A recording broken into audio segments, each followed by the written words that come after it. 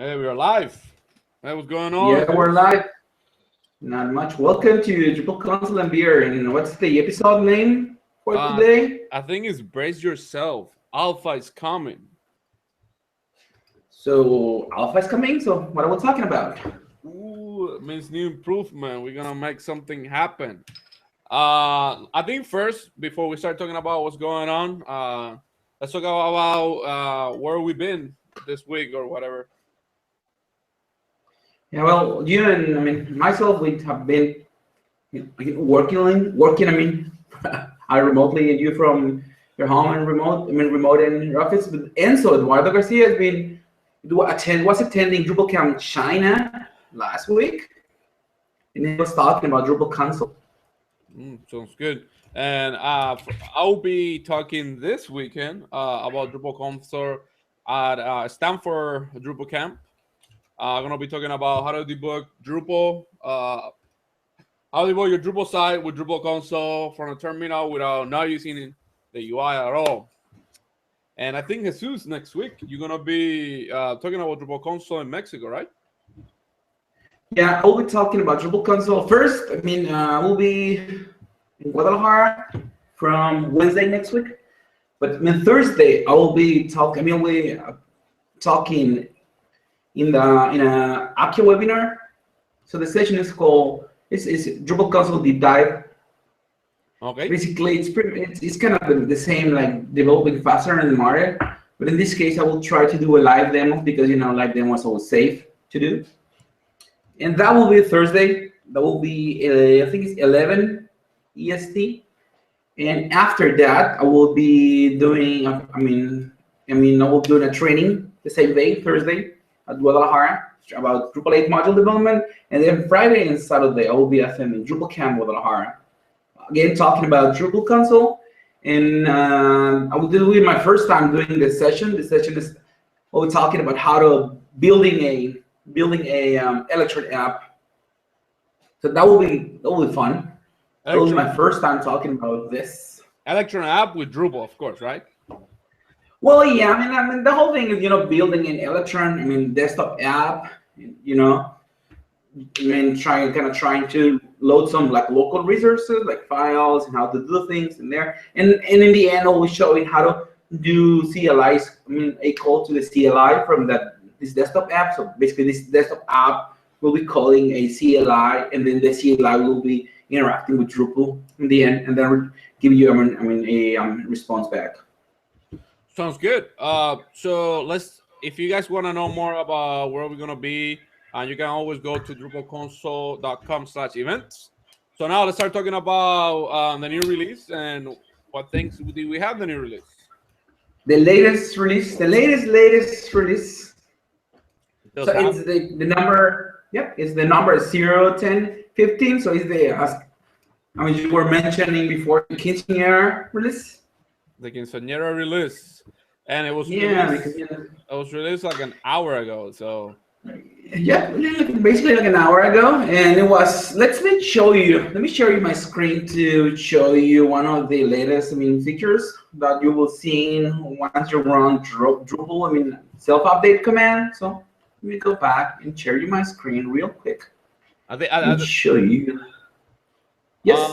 Explain what is going. What was wrong with that update command? Well, let me honestly first. Oh, let me. You're gonna show the self update. I'm sorry. Keep going. Yeah, let me show you first the whole desktop, and let me show you the issue first. Yeah, Eduardo is joining.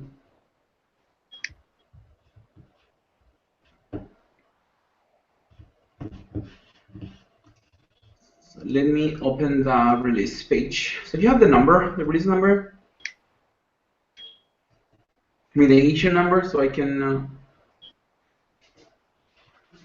Well, this one is about like supporting post update methods when running an update execute command. So let me go here and run this thing.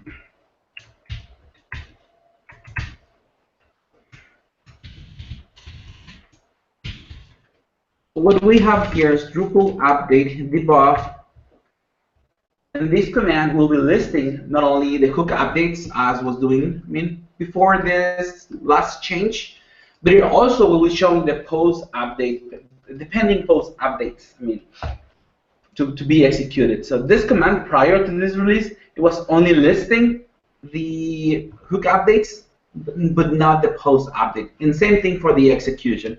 If I go to something like Drupal and execute, this will execute, I will say execute and all. It means all of the pending updates and post update will be, and for every single module will be applied. So if I go here and all, this is running.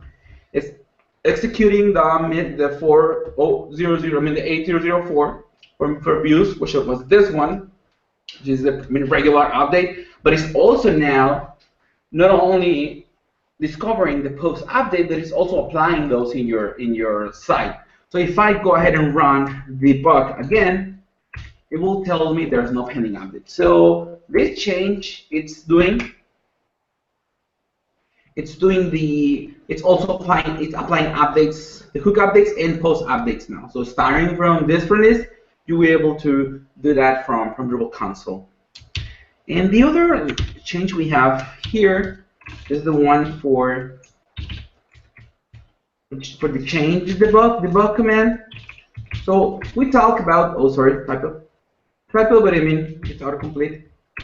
We talked about on the previous hangout about this chain debug, functionality. So basically what this functionality is doing is discovering the chain files in your system. As we can see here, any file living in this directory will be discovered as a chain file. This is a YML file.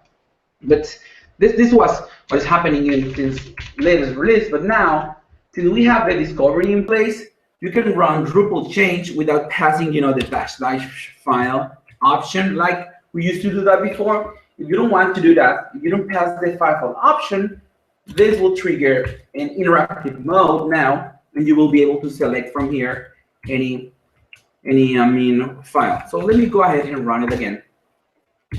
I will use my arrow keys to select the demo, the YML file that I want to execute. In this case, is this one. So hit enter, and this will executing the file. So this is basically doing something like running chain and then passing -- file and passing the path of the file. So in this case, is this one.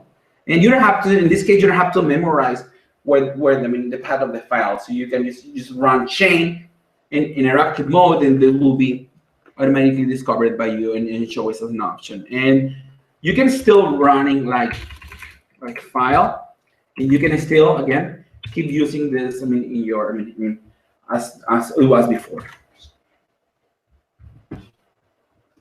That's the two updates that I was talking about. I think you will be talking about another one, right?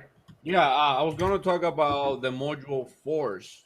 So someone sent a pull request like 2 months ago, and it was almost working. It was some minor stuff, but the whole idea is to add the ability of uninstalling a module if even though they have dependency.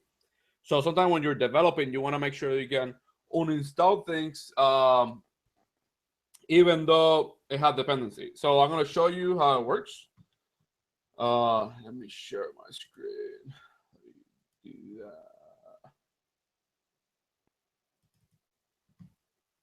that. Can you see my screen, Jesus? My terminal? That's a yes? I was mute, so yes, I can. Yeah, okay. So it's very simple. For example, let's disable the toolbar module, which it has some dependency. So let's say toolbar module uninstall toolbar. So if you try to run this, the console is going to throw you some errors because you have some module that are dependent on. So now, if you run the same thing, but with the force parameter, it's going to uninstall this module, and even though you have dependency. So this is really good if you're doing development, and there's some use case for this. But be careful. Don't get too crazy with this because you can break your entire website if you use the force. So be careful. You're always talking about things to break inside. Last hangout, same thing. So I told you like to break things. It is pretty fun. I don't know. Even though Yeah, you're gonna break a lot of stuff. can you share the screen again? As you can see, you have this little thing like green with the white text.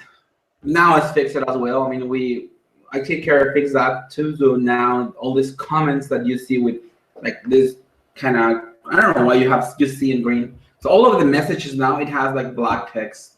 But So it's but I, but at least I can see it. Before it used to be yellow, and we cannot see it anymore. Now, since this improvement, uh we can actually see what's going on. Yep. There's any other, I mean, update you want to talk about? We improved the config single import. What do we did in there? I don't remember. And I think we Did we add the interactive mode? oh yes, we added interactive mode. Let's run it. So if you type config import single, now it's gonna ask you for a configuration name, and in the future we're gonna add it in a way where you can even add a configuration name that is not in your system. But currently what it's doing is actually looking into your system and looking for a configuration. So you can do like, well, I'm gonna add the views settings. And then if you know the path of your configuration, which I'm gonna copy one from here. Give me a minute. You can do something like this. You add the path and it's going to import your configuration. I think I have that. It's gonna take a while. But that is how it works. So this is gonna actually import your configuration, and there is some minor improvement on how we're doing this. I don't understand why it's ending up like that. I don't know if you have that file or not. But that is we add the interaction which was missing before. Before it used to be like you have to have config import single, and you have to have all the parameter, which was it was your configuration name and and then your value, which is the name of your path. And now we have interaction, which is going to ask you some questions.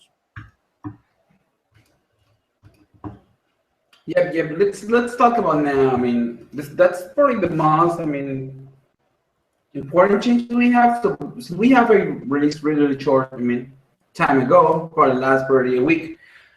This release doesn't have all those many changes as as the previous one. And as we've been discussing lately, our goal is to keep having releases like weekly or at least bi-weekly in order to make easier to coordinate. And also because we want to do a release, do a heavy test on it, and tag a release. And let's go back to the initial section of this hangout. And you mentioned something like, alpha is coming. So talking about releases. So let's talk. What do you want to talk about? You want to talk about, like you mentioned, we're trying to do a weekly release to make sure that the whole goal of this release is like because we want to have a final 1.0 alpha release, which is basically coming pretty soon. But I think before that, let's let that conversation for the very end, and let's talk about some known issues. So we know issues that we know are happening. It's broken. The project is broken in multi-site, but you were mentioning it's not about the multi-site. It's broken because when it's like different configuration, right? Yes, but it's not the different one. I think if you, according to a guy who had this same problem, if you have different paths on your structure of your Drupal site, I think it's gonna break the console. And because of that, when you have a multi-site, it's actually break the Drupal console doesn't work the way it's supposed to be. So that's one of Yeah, the but we have unknown. a, That's one of the unknown issues, which is 2002. Just in case you want to look into it. So is a non-unknown issue, right? yep. So And so there's another one. what is another one? The another one is actually I think you have more insights on this than me. Is Drupal console shows some errors when we have 1.0. Yeah, it is. It is. But that will stop happening next week when 1.0 got released. So Yeah, we have some issues. what are you saying? So we have some issues, and we talked a little about this last week. And the issues are related to the version of the components that we have on Drupal console, as well on 8.0 and 8.1. So Drupal console at this point is in sync with 8.0. So, or the version of the Symfony component we are using, because as we mentioned, I mean, Symfony console do a heavy usage of Symfony components, same as Drupal 8. So the version of those components, the ones we're using, the ones we use for deploying the application, are just the same as V8 8.0 is using at this point. Since 8.1 has a different version, so in this case it's Symfony Components 2.8 instead of 2.7, there are some issues like deprecated error messages. It's more like warnings than errors. But I mean, all those, all those ugly messages. I mean, scare the regular, the user. So our goal is once 8.1 is released, we will tag a new release, and all those, warnings and errors will go away.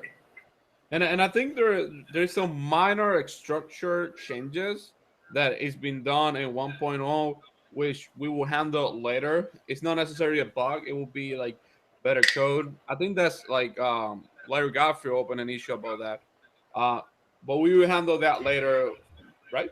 Yeah. The entity generation, it's now, you can avoid defining all the routes within route files, and you can use annotations for the entities and in several, other route definitions. And yeah, for sure, though, we handle once 8.1 is released. When does Drupal console is going to support 8.1? Just the next day, 8.1 got released. Okay. That's the reason of this podcast is called Bread Yourself. Alpha is coming. It's not only that we will be supporting 8.1. It's finally we will be tagging a 1.0 release. It's pretty cool, right? What is Almost alpha? 3 years of work. Yeah, What it is is an alpha? alpha. It's an alpha, but almost 3 years of work. It's 1.0 alpha, but it's 1.0. Okay. And what's going to happen with all the people who want to update their console, but at the same time they don't have a 8.1 Drupal core? Yeah, and unfortunately, the way that Drupal is working once 1.8.1 is released, is 8.0. It's like deprecated. It's no longer supported, and will follow the same path.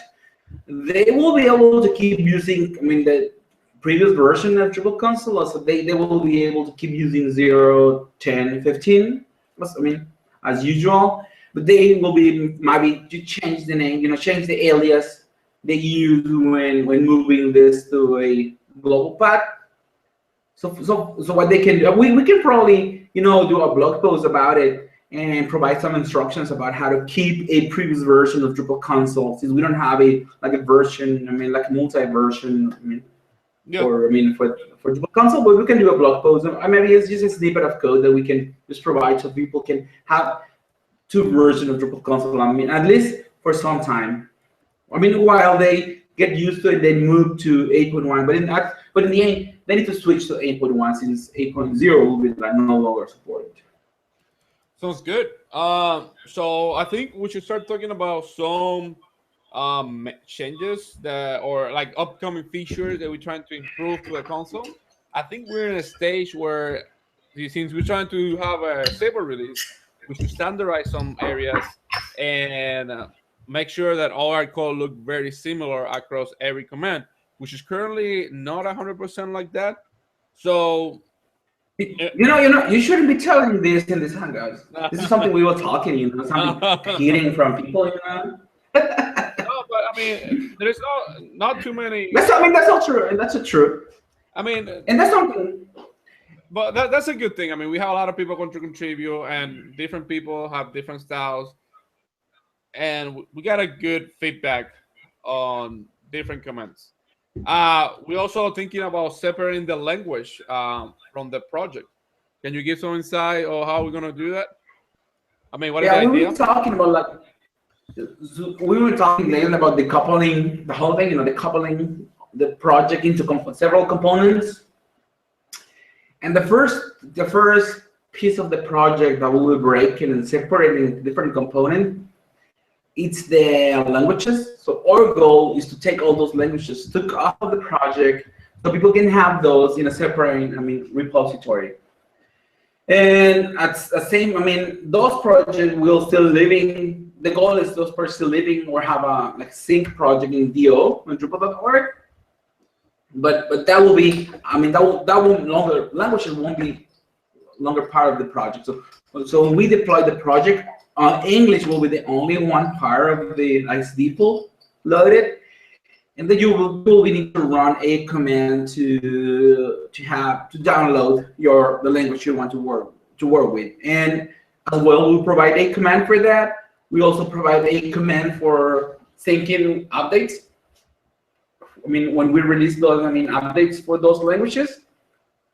And the goal is we have several, goals here. First is, decouple the project, make the project more maintainable, and then have those languages in a separate repository. So, and then we can allow people to handle and manage those repositories without, having to send a pull request to the core project, because at some point sometimes we're really busy with the project and client work and life, because we have a life even when it doesn't look like we have a life. We have one.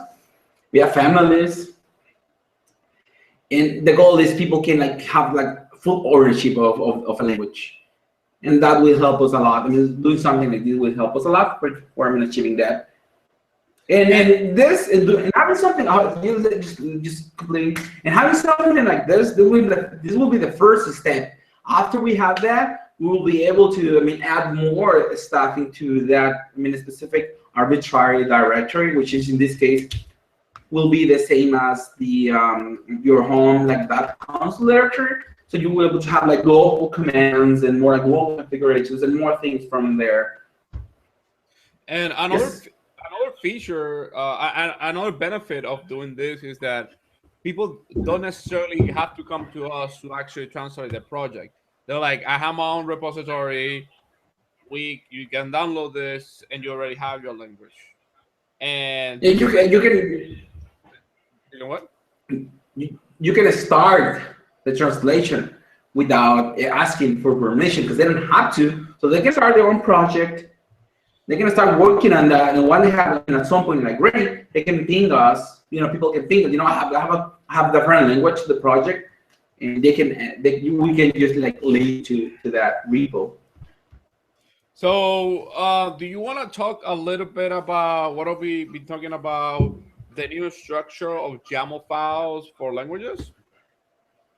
Well, while we were discussing this change, this separation of languages, and there's another issue we're talking about, a lot lately internally, which is the make chain, chain file. Allow to all those chain files. Are discoverable. The thing I show at the very beginning with the chain debug and executing chain as interactive mode.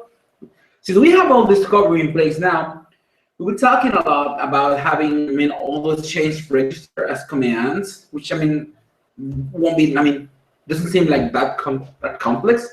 But the complexity, it's not registering the command. It's we don't have enough data to register this command. So we decide we're discussing there's an issue for that.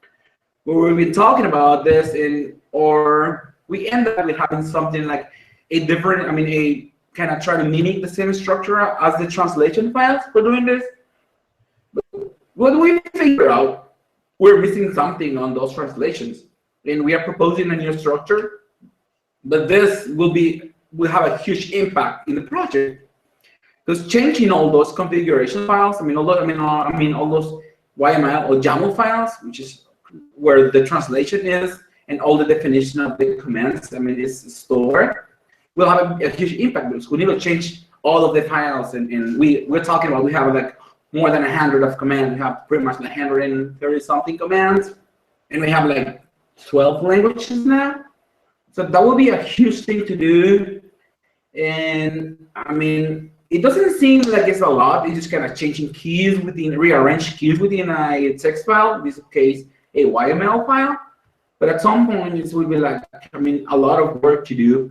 And that task will be like handled, after we have the alpha release that we're talking, Yeah. After Drupal 1.0. I think we showed this last time, but I'm gonna show it again. How it's gonna look like. We haven't. This is not the final decision, but what have we been talking about? How it's gonna look So like. it's not the final one. But it's pretty close to it, I think. So the whole idea is currently, if we're trying to do what we've been talking about, which is running change as an actual command, our current structure is going to look like this, and this is like a lot of duplicate. So we're trying to have something like this, which is a little bit more scalable.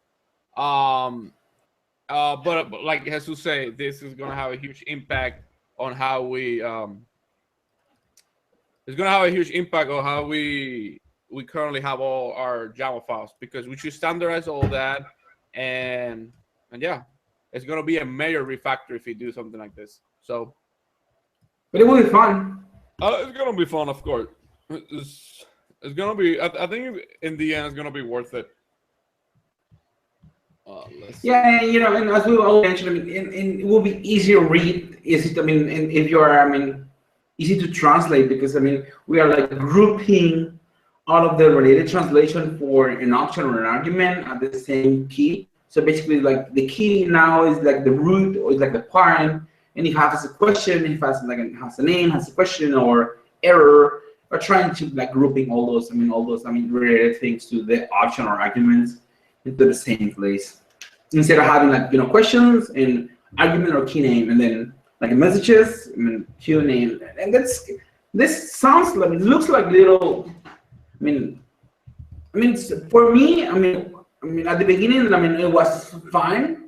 But once we start discussing about doing this change and make this like YAML file, chain file, like discover lost commands, we figure out like we can probably propose a better way of doing this. And our goal is to have this ready for, after the alpha is stacked, but before the 1.0 is stable, which is still unknown date at this point.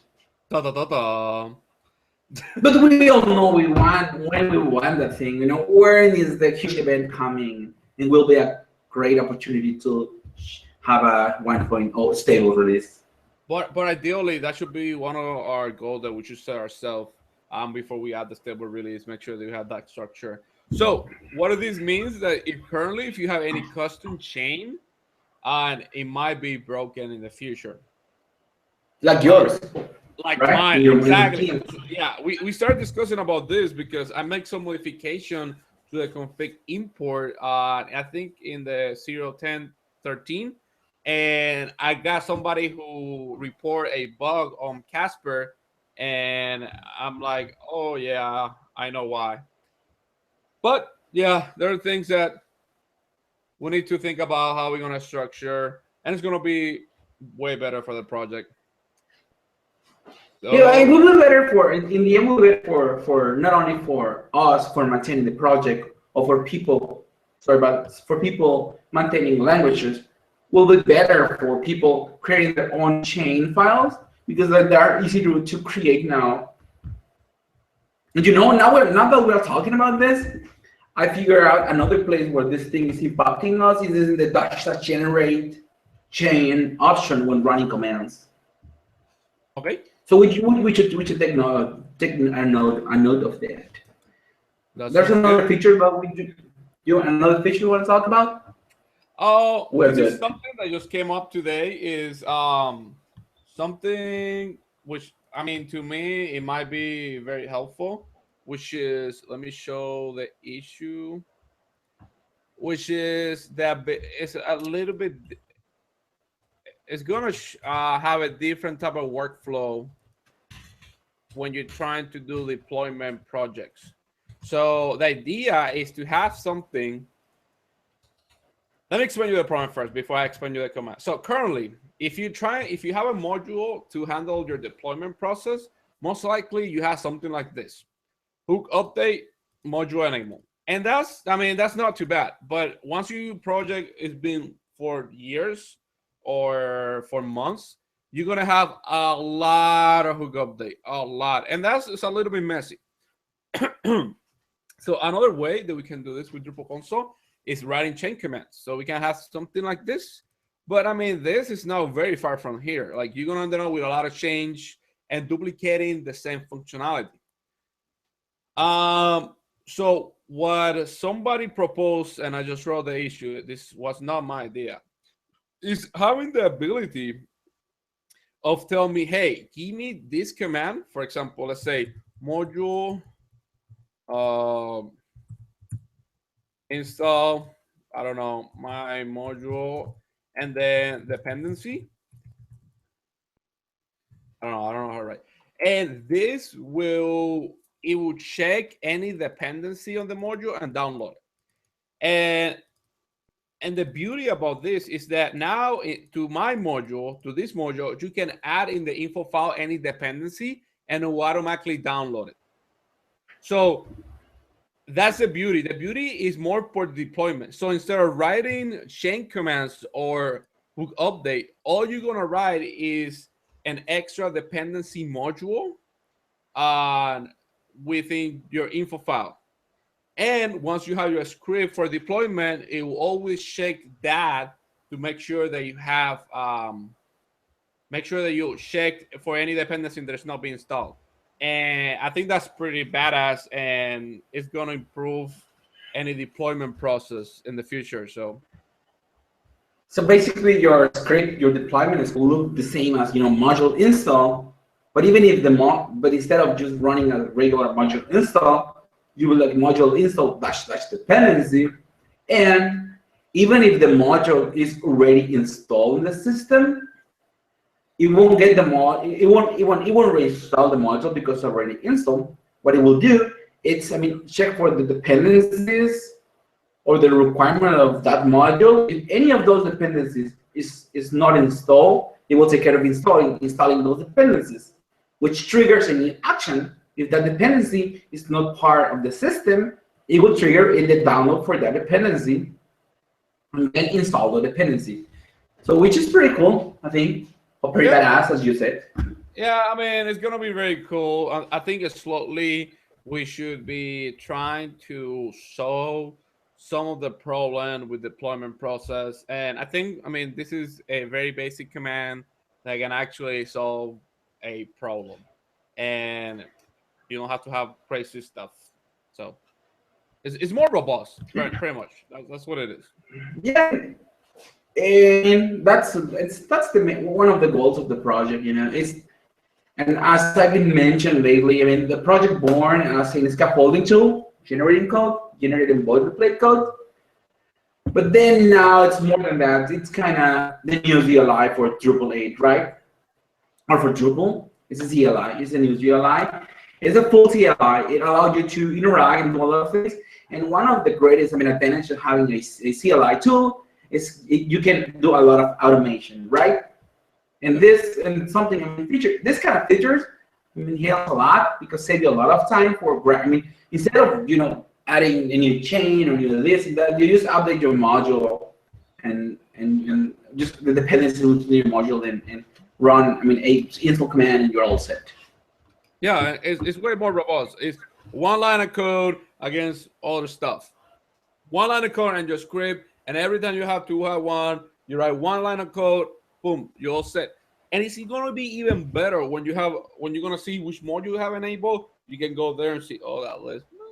bit better, I think. But but at some point, I still, if you want to manage dependencies in the module, I highly recommend you to use Composer instead. But that's something like this, it works. But please use Composer. And starting from 1.8, people will be like starting using more and more. We'll be doing like more and more usage of Composer. So again, I think I have a question. Again, we talked about this earlier. We just want to have this like clarified. What is going to happen with Drupal console once Drupal 8.1 is released next week, April 6th. So Wednesday next week. Yeah. What's going to happen with Drupal console? I think if I'm not wrong, correct me if I'm not wrong, we're gonna have a release. That release will drop 8.0 support, and it's gonna have 8.1 support, which means that most of the 0.0 dependency they're gonna change with Drupal console, and we are no longer gonna, technically in theory, we are no longer going to support 8.0. We're gonna support 8.1. So yeah, and what will be the version of Drupal console? It's 1.0 alpha, which is pretty cool. Exciting. And we trying to we will try to also be in the same parent of Drupal core to make sure that we kind of follow a little bit of their rules. So that's why we're dropping the support for 8.0. So, but you can still, if you are still using 8.0, you can still keep using a previous version of Drupal console. Or the one is current today. It won't be current next week. That will be the last one, right? That will be the last one for 8.0. Yeah, yeah. So, and the same as the latest. This is the latest release. The release we have for Drupal console, which is not part of 1 point something. So this is the last. 0.10. .10.15 is the latest one, part of 0 release. Starting next week, we'll have something like like 1.0, 1.0.0. Slash alpha 1, and from there we'll be keep doing like weekly releases. Okay, sounds good. I think we're done, right? Are we done? Do you have anything else to say? Nope. Other than feedback. Feedback. Keep giving. Said that? What? Yeah, feedback, please. Feedback, and if you want to know where we be presenting, just again, drupalconsole.com/events, and that's all we have for today. I think we might experiment trying to have a different day, not Thursday. We might, not sure. We might try it on Tuesday. Let's see what happens. To have a talk on Tuesday. So let's see what happens. Yeah. So probably next week still will be like Thursday because of the release, Drupal release 8.1 or alpha. But yeah, starting from that, we'll try to switch, from between Tuesday and Thursday, see which days are better. Okay, sounds good. So everybody, thank you for watching, and see you next week. Yeah, and again, as was mentioned, please provide feedback, and see you next week. Bye. Bye.